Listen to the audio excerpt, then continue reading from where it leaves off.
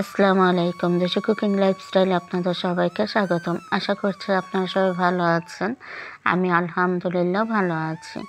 দেশ ও দেশের বাইরে যে যেখান থেকে আমার আজকের ভিডিওটি দেখছেন, আপনাদের সবাইকে জানাই আন্তরিক প্রীতি ও শুভেচ্ছা।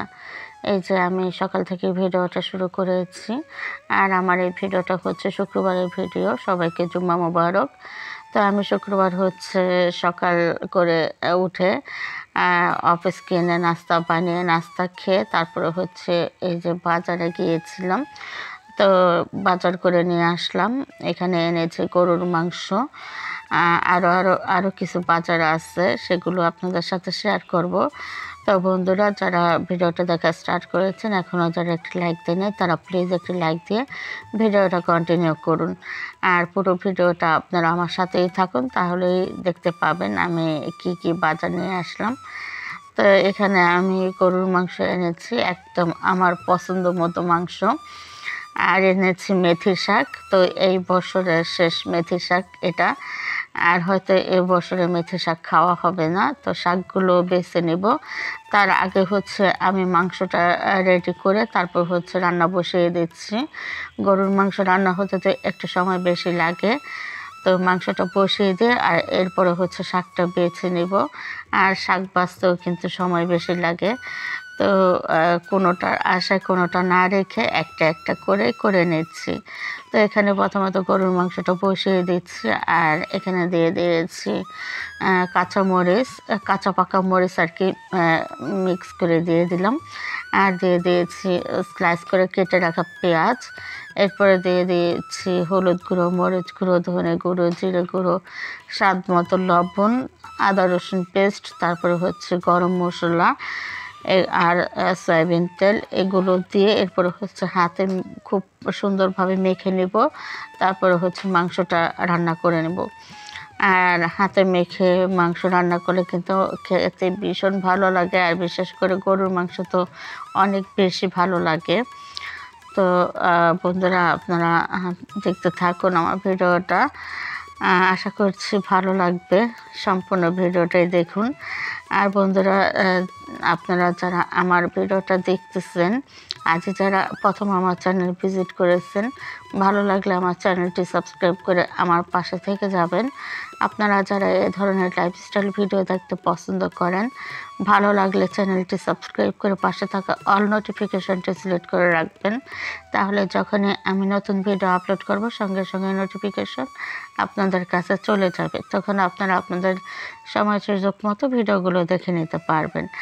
আর অলরেডি যারা আমার চ্যানেলটি সাবস্ক্রাইব করে দিয়েছেন, তাদের সবাইকে অসংখ্য ধন্যবাদ।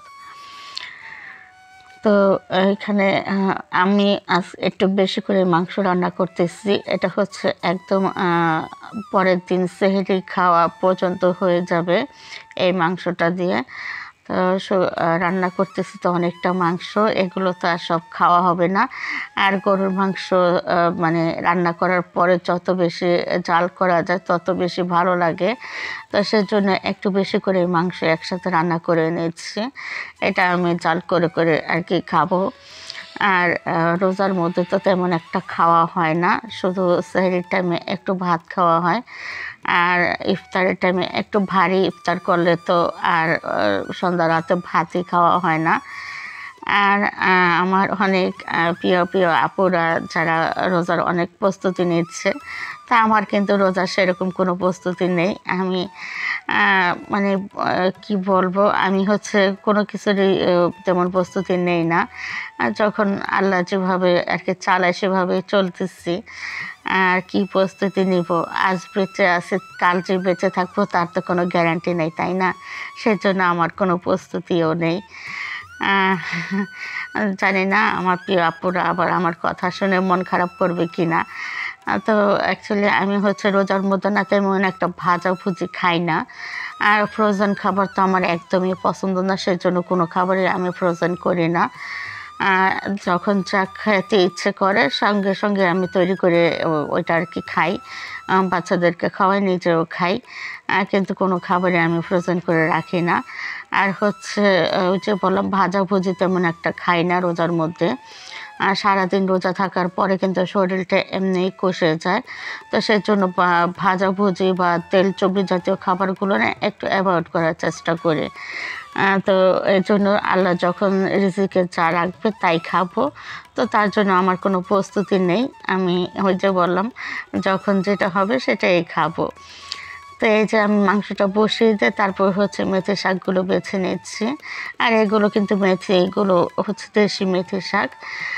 এই মেথি শাকটা কিন্তু অনেক বেশি ঘ্রাণ লাগে, খুব ভালো লাগে এই মেথি শাকটা খেতে। তবে এই মেথি শাকটা কিন্তু একটু তিতাও বেশি লাগে, সেজন্য আমি এখানে একটু সিম দেবো সাথে। আর এখন তো আমার অ্যালার্জিটা নেই, আমার অ্যালার্জি কমে গেছে আলহামদুলিল্লাহ, আল্লাহ মাফ করেছে। তো সেজন্য এখন হচ্ছে অ্যালার্জি জাতীয় খাবারগুলো খাচ্ছি। এই যে যেমন গরুর মাংস, সিম, এর আগে খেলাম পুঁই শাক, মিষ্টি কুমড়ো, ইলিশ মাছ। তো কোনো রকম কোনো সমস্যা হয় নাই আলহামদুলিল্লাহ। তো আশা করছি আর ভবিষ্যতে কোনো সমস্যা হবে না ইনশাআল্লাহ। তো এদিকে কিন্তু আমার শাক বাছতে বাছতে মাংসটা আমার কষানো হয়ে গেছে। তো দেখতেই পাচ্ছেন মাংসতে কিন্তু পানি নেই, এখন যা আছে তা হচ্ছে তেল। তো মাংসটা কষানোর পরে কিন্তু মাংসের গা থেকে তেলটা ছেড়ে দেয়। তো এই যে মাংসের গা থেকে তেলটা ছেড়ে দিয়েছে, এখন হচ্ছে আমি ঝোলের পানিটা দিয়ে দেব। আর পানিটা আমি গরম করে রেখে দিয়েছিলাম, যেহেতু চুলাটা খালি আছে, তো সেজন্য পানি বসিয়ে দিয়েছি, গরম হয়ে গেছে।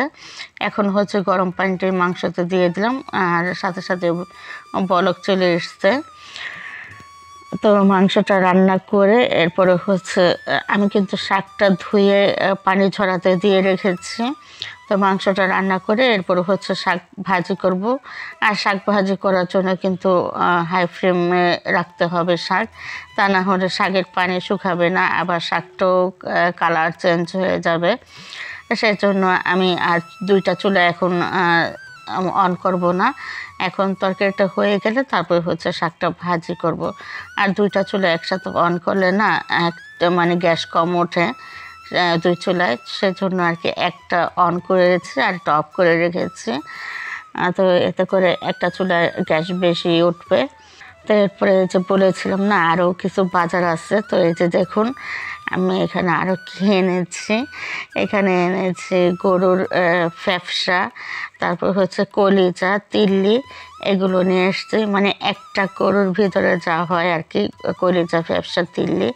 শুধু গুর্দাটা আনি না, গুর্দা আমরা কেউই খাই না, আমার ভালো লাগে না গুর্দাটা। তো সেজন্য শুধু এই ফ্যাপসা সব পুরোটাই নিয়ে আসছি। আর এনেছি তিল্লিটাও সম্পূর্ণ নিয়ে আসছি। আর কলিজা কম এনেছি, কলিজা তেমন একটা খাওয়া হয় না, সেজন্য কলিজা এনেছি 2 কেজি। আর ফ্যাপসা একদম পুরোটাই নিয়ে এসছি, এখান থেকে বাচ্চা দিই নেই, সম্পূর্ণটাই নিয়ে এসছি। তো অনেকটা পরিমাণ নিয়ে এসছি। তো এগুলো হচ্ছে এখন কেটে ধুয়ে তারপর সিদ্ধ করে এরপরে হচ্ছে ছোট ছোট করে পিস করে নেব। তো আমি তো একা একা পারতেছি না, আমি একদিকে রান্না করতেছি আবার আরেকদিকে এগুলো। তো আমার মেয়েকে বললাম একটু কেটে দিতে, তো ওকে আমি দেখিয়ে দিয়েছি কিভাবে কাটতে হবে। তো সেভাবেই ও কেটে দিচ্ছে। তো আমার মেয়েটা থাকাতে রক্ষা, ও আমাকে অনেক কাজে হেল্প করে। আর মেয়ে মানে সব মায়েদের জন্যই, মেয়ে কিন্তু অনেক হেল্পফুল একটা মানুষ, যে কিনা মায়ের হাতে হাতে সব কাজ করে দেয়। তো এই যে এগুলো কেটে কীভাবে কাটবে আমি ওকে দেখিয়ে দিচ্ছি, ও ধরে ধরে উঠাচ্ছে আর আমি দেখিয়ে দিচ্ছি যে এভাবে এভাবে কাটো। তো এরপরে তো এই যে শাকটা পানি ঝরে গেছে, এখন শাক ভাজি করে নেব। তো শাক রান্নার জন্য প্রথমত আমি সিমগুলো দিয়ে দিয়েছি কড়াইতে, এরপরে হচ্ছে শাকগুলো দিয়ে দিচ্ছি। আর শাকগুলো অনেক সময় নিয়ে আর কি পানি ঝরিয়ে নিয়েছে, তারপরেও কিন্তু অনেকটা পানি উঠে গেছে। তো এখন পেঁয়াজ, কাঁচামরিচ আর লবণ দিয়ে দিচ্ছি শাক সিদ্ধ হওয়ার জন্য। আর আপনারা খেয়াল করলে দেখতে পাবেন শাকগুলো কিভাবে কমে যাচ্ছে। দেখুন অনেকটা শাক কিনতে ছিল, আস্তে আস্তে কমে যাচ্ছে। আর মেথি শাক কিন্তু অনেক কমে যায়, যতটা রান্না করা যায় ততটা কিন্তু থাকে না, অনেকটাই কমে যায়। তো এই যে অবিরত নেড়েচেড়ে আমি শাকটা ভাজি করে নিচ্ছি। তো শাকটা সম্পূর্ণ পানি শুকিয়ে এখন বাগার দিয়ে দিব। আর মেথির শাক রান্নার জন্য না একটু পেঁয়াজ আর তেল বেশি লাগে, তা না হলে কিন্তু শাকটা তিতা লাগে।